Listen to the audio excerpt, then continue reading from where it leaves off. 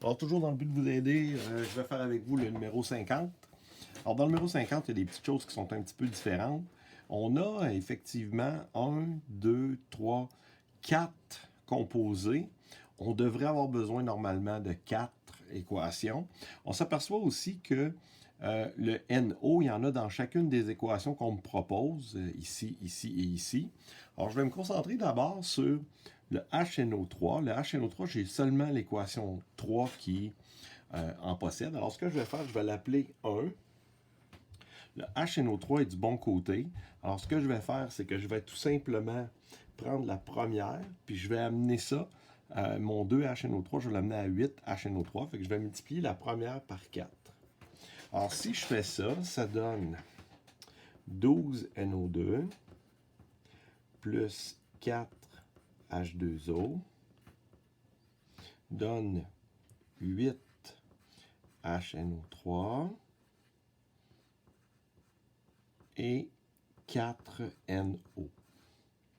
Ça va me donner un delta H égal à 4 fois moins 44,6, ce qui donne moins 178,4 kJ.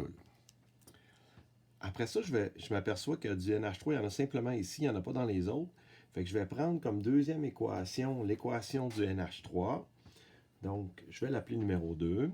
Et à elle, ce que je vais faire, c'est multiplier par 12 pour avoir les 12 HNO3 que j'ai besoin.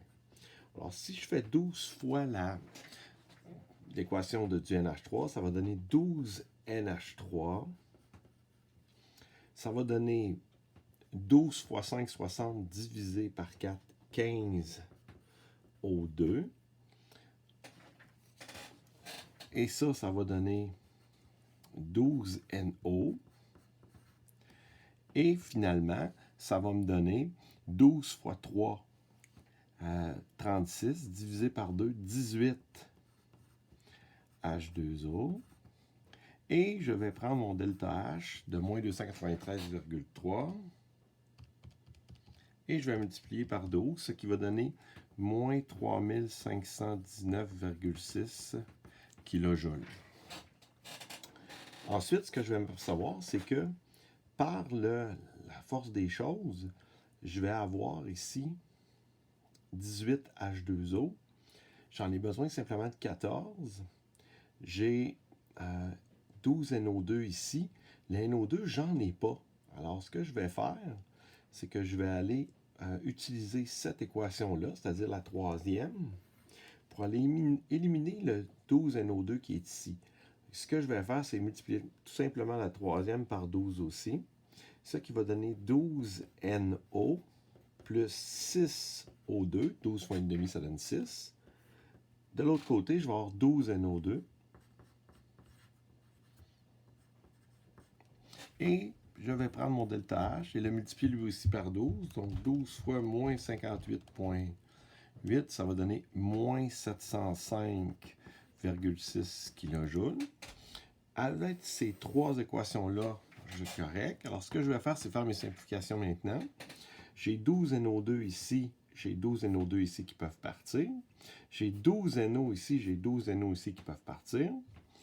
J'ai 4 H2O ici, 18 là. Alors, je vais éliminer les 4 ici, puis ça va donner 14 ici. Ce qui fait que si je réécris toute mon équation, je vais avoir 12 NH3 plus 15 plus 6, 21 O2. Ça va donner 8 HNO3 plus 4 NO plus 14 H2O. Alors, je remarque que ce que j'ai obtenu ici, c'est exactement l'équation globale de départ. Alors, tout ce qui me reste à faire maintenant, comme je viens de prouver la loi de R, c'est d'additionner les 3 delta H. Alors, je vais faire moins 178,4 plus moins 3519,6 plus moins 705,6 et ça va donner moins 4403,6 kJ. Et comme ça, je viens de compléter le numéro 50. Merci.